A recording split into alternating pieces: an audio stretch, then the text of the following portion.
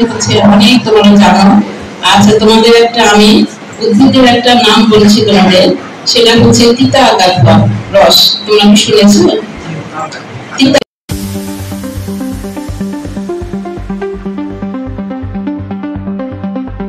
অনেক তোমরা জানো।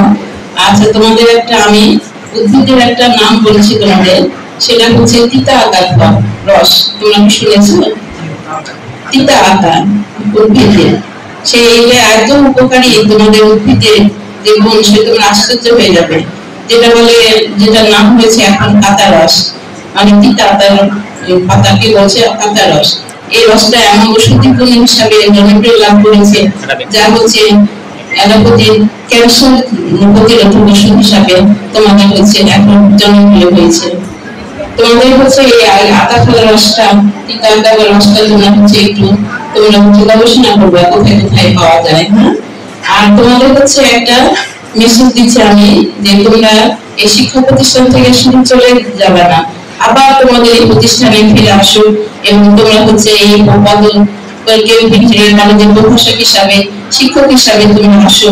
এই আমি দোয়া করি তোমার